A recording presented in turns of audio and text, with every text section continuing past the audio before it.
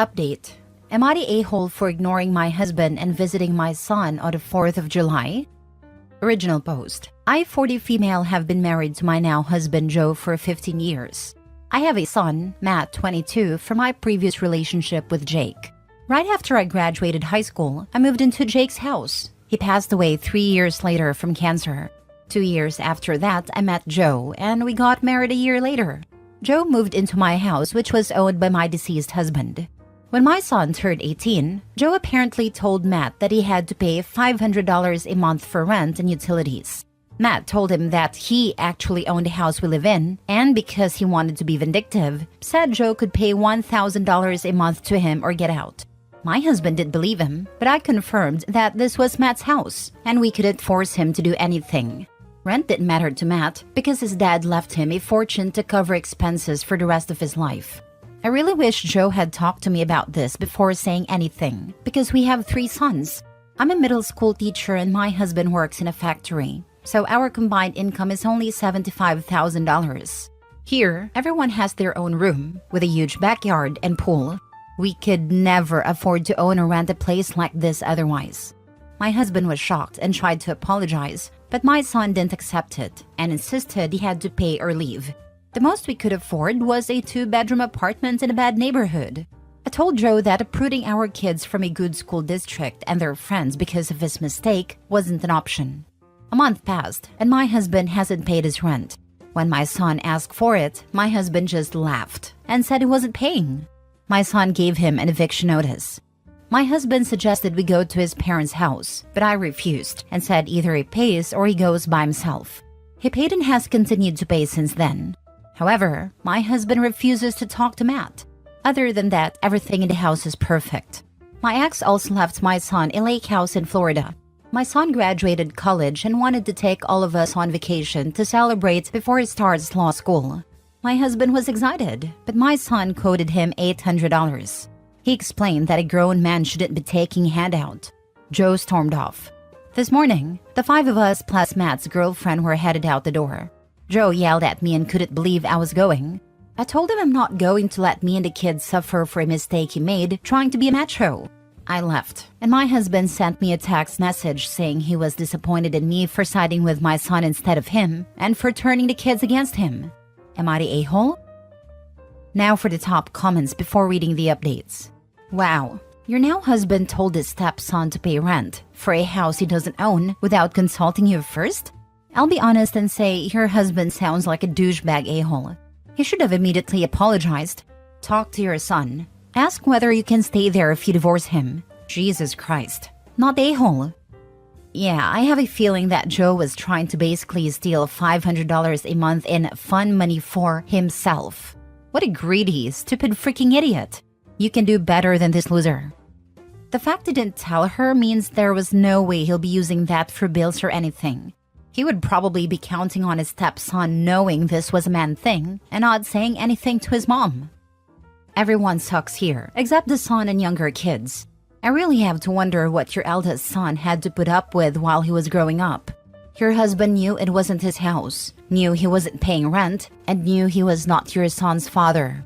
I'm kind of at a loss as to why he thought it was okay to make that kind of demand without talking to his stepson's parent. My guess is he saw a way to make $500 extra and was counting on you not finding out and or just bullying you into accepting it. Super icky. Edit? I did leave a few things out. After reading the replies, I thought to add some things. I technically never married my son's father. He was 50 when we had our son, so he had a really good job and a few properties. I never told Joe that I didn't own the house because he would have never agreed to staying in the house that my ex owned. So I handled all finances. Joe would just pay me his portion of utilities and bills. A lot you guys are saying that I didn't handle the situation, but I believe I handled it to the best of my ability. When the situation first happened, I told Joe I really love him and would love to remain a family with a decent quality of life. But if he couldn't remain in this household, I would agree to divorce him. He begged me to not divorce and said that he'll just pay my son the money. I thought that was the best way to handle the situation. Also, our finances are separate, so it's not taking away from me or the kids. But Joe doesn't really have money for his hobbies and interests. which was a problem for a while until he learned to just get over it. Now for the first update. So I took your advice to try to solve this situation. I asked Matt why Joe paying rent is necessary. Matt told me it isn't, and that he hasn't touched the money Joe gave him. It's in a bank account. I asked him why he is doing this then. Matt told me Joe has never apologized for demanding rent money to begin with. I was confused and said Joe told me he apologized. Matt explained he never got an apology, and when he does, Joe can stop paying rent and get the money back. I called Joe and asked why he's never apologized to Matt. And he was honest with his answer and said because Matt disrespected him in his house, and he should be the man of the house and have authority. But was embarrassed when he found out about the house because he realized that Matt was actually in control of him. I asked what was his full intentions when he asked Matt to pay rent.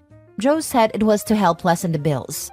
Joe only makes $2,500 a month, and $500 went to bills, another $500 went to the kids, and another $250 on groceries.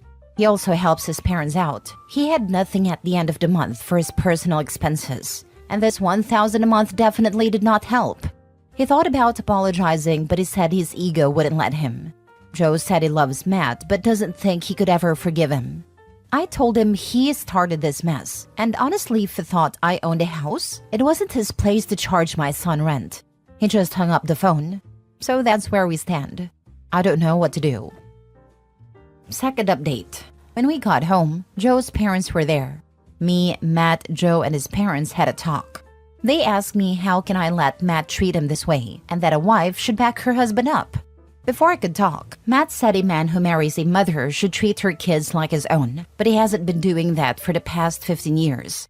I asked what Matt is talking about.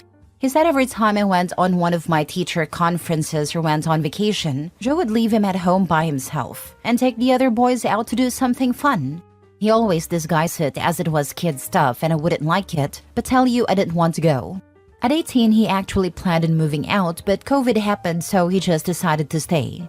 I asked Joe if it was true, and he looked at me and said yeah, he shouldn't have to take care of someone else's kid. His parents looked disgusted, and his dad just went off on him and said he didn't raise him like this. I yelled at him and told him to get the heck out. He pleaded that he was sorry and that he realized that he was wrong with how he felt.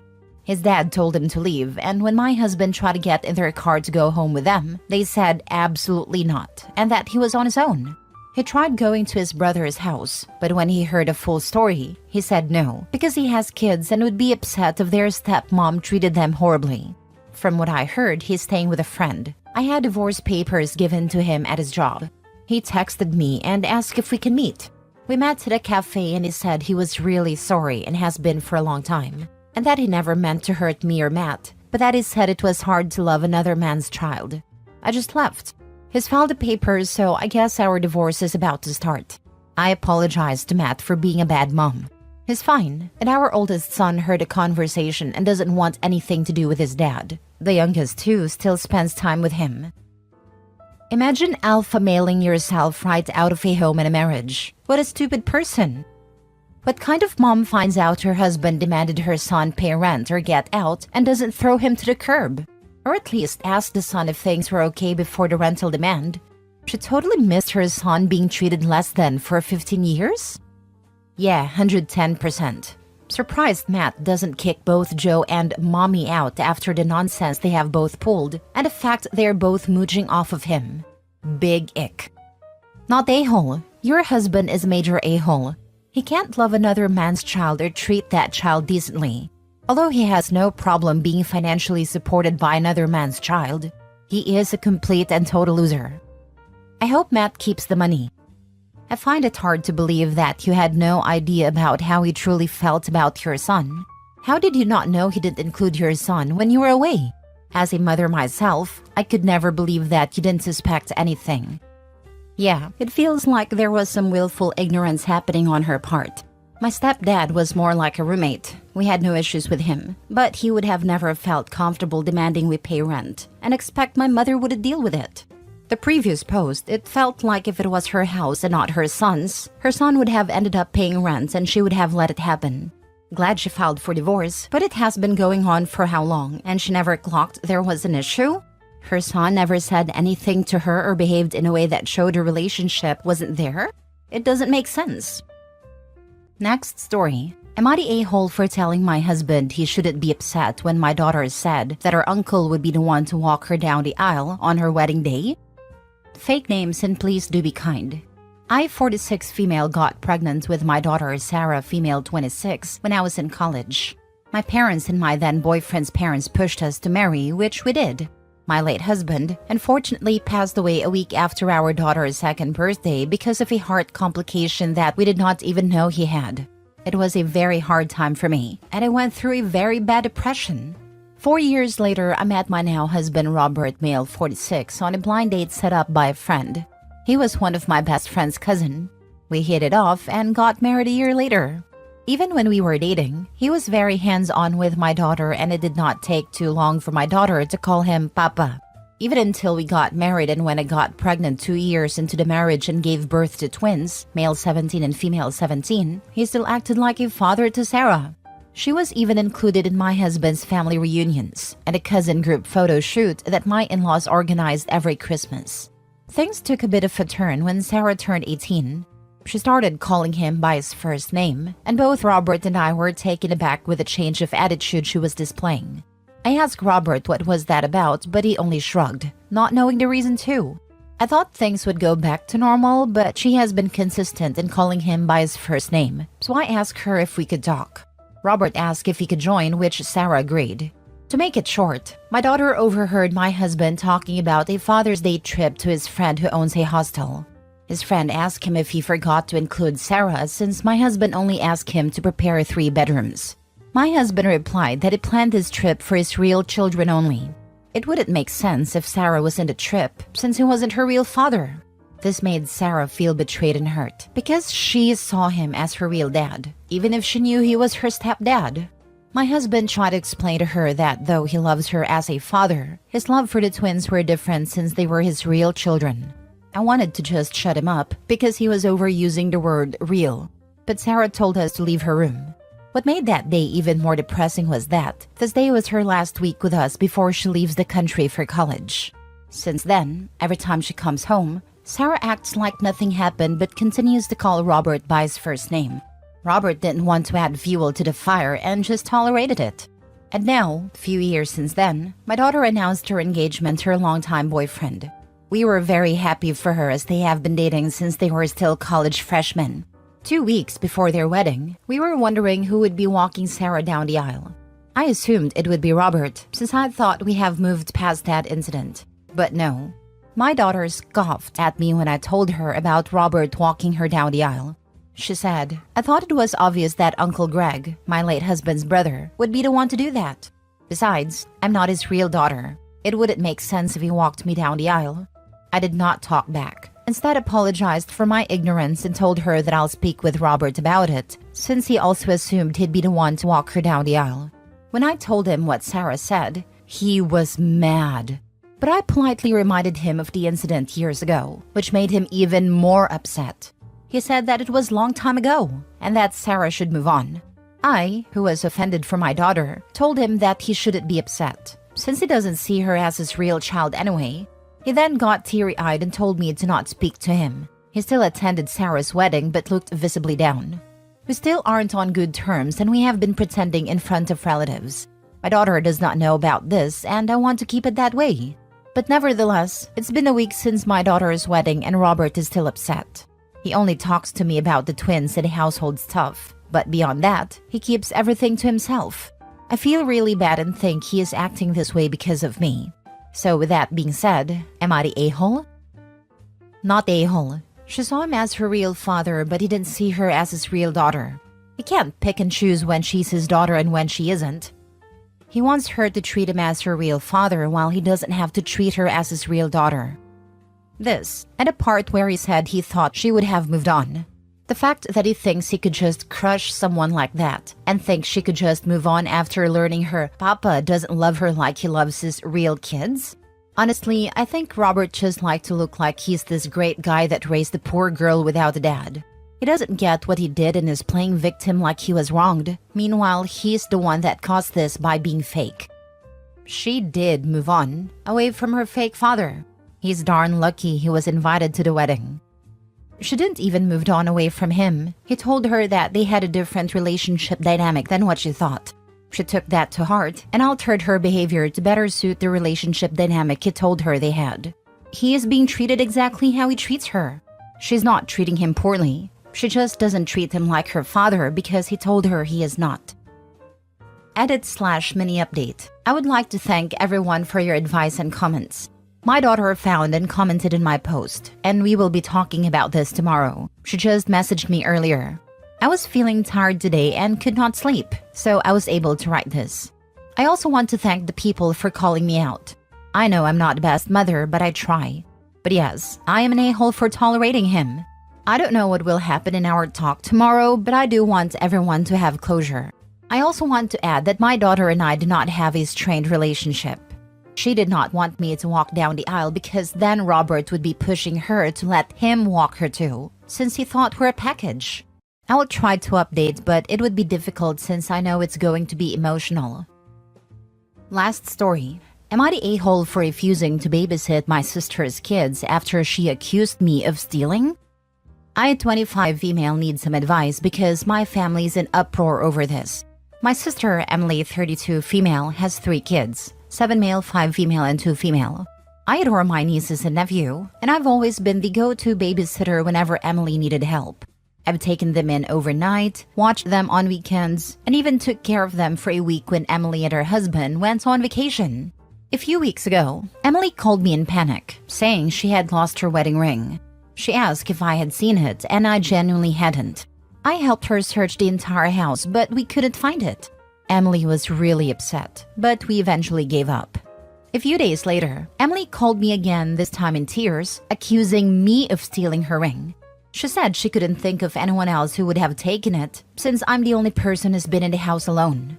I was shocked and hurt that she would accuse me of something like that. I tried to convince her that I would never do such a thing, but she wouldn't listen. She even threatened to call the police if I didn't return it. I couldn't believe my own sister would think so little of me. My parents got involved and took Emily's side, saying that it was suspicious that the ring disappeared right after I had been there. They pressured me to confess and return the ring, but I stood my ground because I was innocent. In the midst of this family drama, Emily asked me to babysit her kids for a few hours because she had an emergency at work. I refused, telling her that I couldn't help someone who thought I was a thief. She called me selfish and said I was punishing her kids for something they had nothing to do with. My parents are now furious with me, saying that families should stick together no matter what, and that I'm being petty and immature. They believe I should just let it go for the sake of the children. Emily has continued to insist that I took the ring, and my refusal to babysit has only made things worse. Emily, her husband, and my parents are calling me an a-hole for refusing to babysit and taking it out on kids who have nothing to do with this. Am I the a-hole for refusing to babysit my sister's kids after she accused me of stealing? Not the a-hole. Your sister's actions were completely out of line, and your family should be ashamed of themselves. Accusing someone of stealing is a huge deal, especially when it's a close family member. And to then turn around and expect you to babysit like nothing happened is beyond disrespectful. Stand your ground. They need to understand the gravity of what they did to you. An apology should be the bare minimum after accusing you of such a serious offense. Not the a-hole. And if you ever do give in or go back, the ring will magically reappear, and everyone will be told you returned it. The ring might have already appeared. Coincidence that sister suddenly had an emergency at work. Sister might be setting the stage for finding the ring.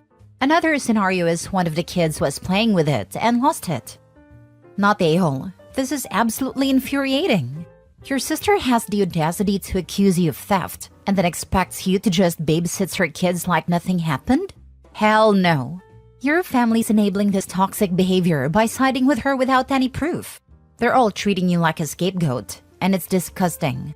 You don't owe any of them anything, especially babysitting. They owe you a massive apology, and you have every right to refuse to babysit until they do. This is beyond just a misunderstanding. It's a blatant attack on your character. Stand your ground and don't let them guilt trip you into backing down.